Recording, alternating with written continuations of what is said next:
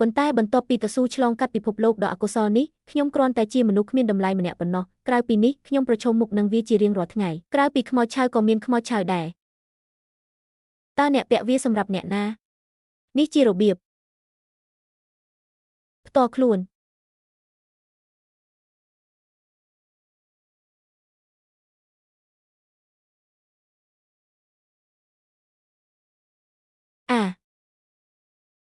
មានលេខ0ឲ្យច្រើនណាស់អូយរ៉ូបនេះហៅខ្ញុំថាដលោកម្ចាស់ហ្គេហើយវាជារឿងគួរឲ្យស្អប់ខ្ពើមណាស់ខ្ញុំដឹងថាវាជារបស់ខ្ញុំជ្រើសរើសតែរ៉ូបថ្លៃមិនមែនរ៉ូបត្រឹមត្រូវទេតាមពិតទៅខ្ញុំតែងតែចូលចិត្តពណ៌ផ្កាឈូកវាមានពណ៌ដូចគ្នានឹងរ៉ូបរូបិយប័ណ្ណចិនដែលទាក់ទាញខ្លាំងណាស់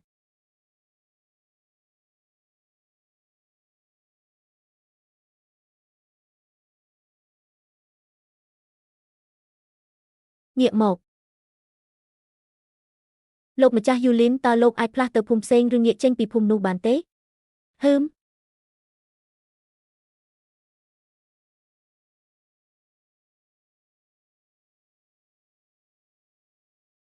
អឺម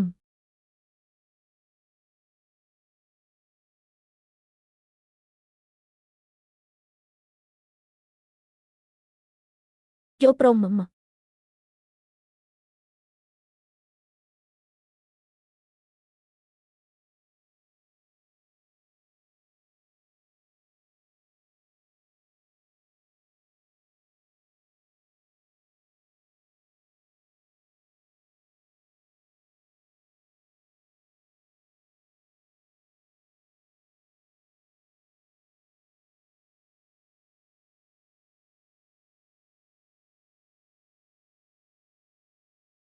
បើកទ្វារឲ្យខ្ញុំផងតើអ្នកនឹងគ្រាន់តែមើលយើងស្លាប់មែនទេខ្ញុំសូមអង្វរអ្នកដើម្បីជាប្រយោជន៍ដល់ពួកយើងជាមិត្តរួមថ្នាក់ខ្ញុំចង់បានបើខ្ញុំមិនបើកទ្វារឲ្យពួកគេទេតើអ្នកនឹងគិតថាខ្ញុំខូខើពេកទេ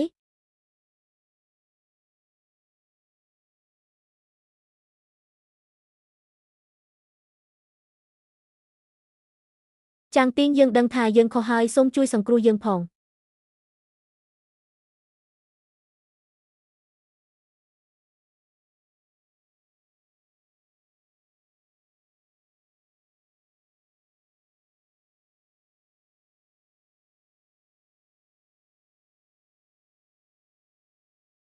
អីយ៉ាប្រុសសង្ហា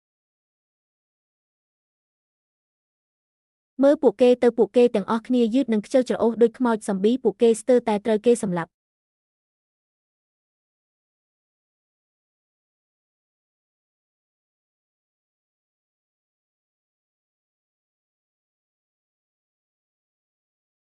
អរគុណខ្ញុំមិនចាំបាច់ជួយសង្គ្រោះអ្នកទេព្រោះខ្ញុំមិនចង់ក្លាយជាដូចអ្នក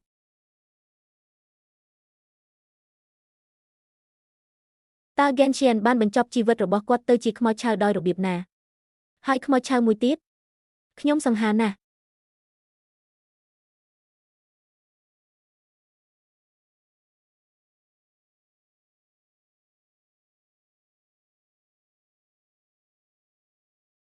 ហឺ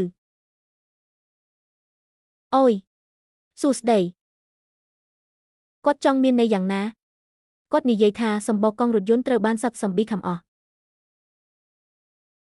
ហេតុអ្វីអ្នកមិនចុះពីឡានក្រុងភ្លាមតើអ្នកគ្រាន់តែនឹងរងចាំស្លាប់មែនទេ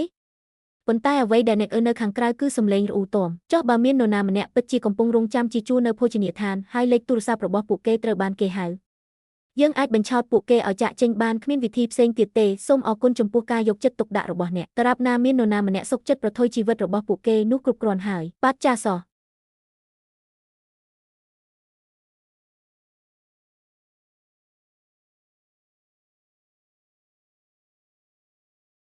សូមធ្វើដំណើរដោយសុវត្ថិភាពអ្នកបានប្រថុយជីវិតរបស់អ្នករួចហើយដោយយកព្រមខ្មោចឆៅជាច្រើនចូលមកក្នុងផ្លូវរបស់អ្នកពួកគេបានលះបង់ខ្លួនឯងសម្រាប់មនុស្សគ្រប់គ្នានៅពេលនោះមែនហើយត្រឹមត្រូវហើយ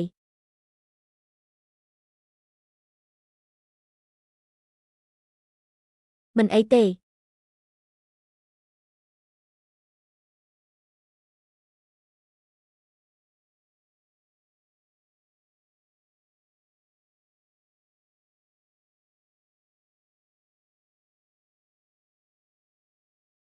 អ្នកអាចមើលឃើញថាវាមើលទៅមិនដូចជាវាត្រូវបានខំទេអ្វីពួកគេមិនហ៊ានប៉ះគាត់ទេ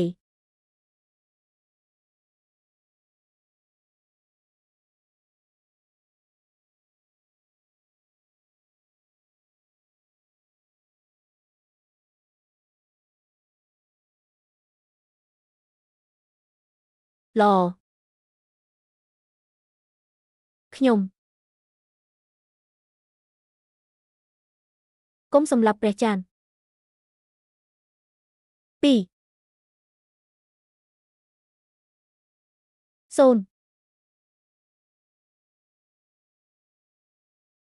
សិស្សច្បងអ្នកពិតជាអស្ចារ្យណាស់រូបថតនោះពិតជាត្រឹមត្រូវណាស់អ្នកលើកសរសើរខ្ញុំយ៉ាងណាមិញអ្នកត្រូវតែប្រើវិធីដូចគ្នាដើម្បីដោះស្រាយជាមួយខ្ញុំបានជួយសង្គ្រោះអ្នកនៅក្នុងឡានឥឡូវនេះតើអ្នកជាមនុស្សដែលទេដែលរំពឹងថានឹងទទួលបានរង្វាន់សម្រាប់រឿងនេះចុះយ៉ាងណាវិញកុំភ្លេចថាគាត់ជាខ្មោចឆៅតើគាត់អាចទិញវាឲ្យខ្ញុំដោយរបៀបណាអ្នកខ្លះមិនគិតថាអ្នកអាចផ្លាស់ប្ដូរជីវិតរបស់អ្នកដោយដើរលេងជាមួយស្តេចខ្មោចឆៅនោះទេមែនទេអ្នកចំណាយពេលទាំងអស់របស់អ្នកជាមួយហ្វូងខ្មោចឆៅហើយអ្នកមានក្លិនស្អុយដូចសាកសពមែនទេមើលចុះអ្នកស្អាតជាងមុនខ្ញុំមិនបានងូតទឹកអស់រយៈពេល7 ខែមកហើយពេលវេលារបស់ខ្ញុំអស់ហើយគាត់គ្រាន់តែជាសត្វចម្លែកមួយក្បាលប៉ុណ្ណោះហើយអ្នកមិននៅខាងមនុស្សទេដោយហៅអ្នកអតីថាជាខ្មោចហេកុំយំអីអរគុណដែលបានកត់សម្គាល់ថាគ្មាននរណាម្នាក់ចង់បានមីដាដែលជាសិស្សច្បងទេហើយគាត់ពិតជាហៅអ្នកថាក្បាលជ្រូកមែនអាហាខ្ញុំមិនបាននិយាយបែបនោះទេហើយខ្ញុំក៏មិនបានបញ្ចេញឈ្មោះដែរអ្នកគ្រាន់តែសន្មតថាវាសំដៅទៅលើខ្ញុំមែនហើយទេហើយដោយសារអ្នកចូលចិត្តគ្រឿងសម្អាងខ្លាំងចូលញ៉ាំឲ្យបានច្រើន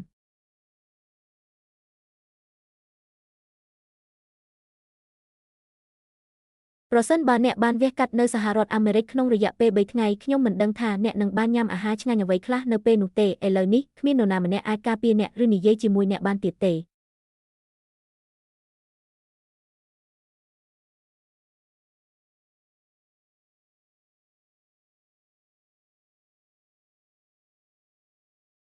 គោះ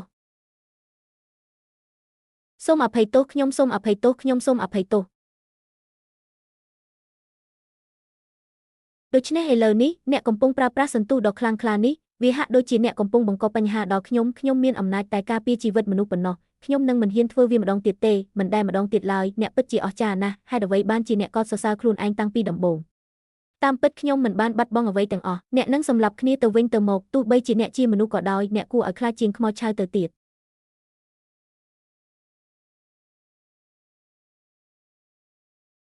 បងស្រីថ្លៃឲ្យសូមដកគ្រាប់កាំភ្លើងចេញផង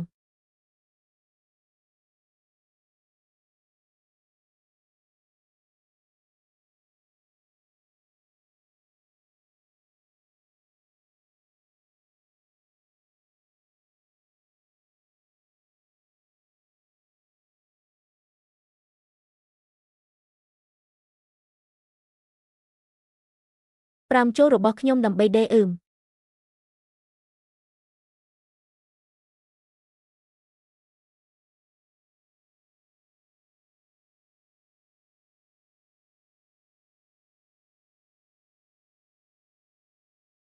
នោះ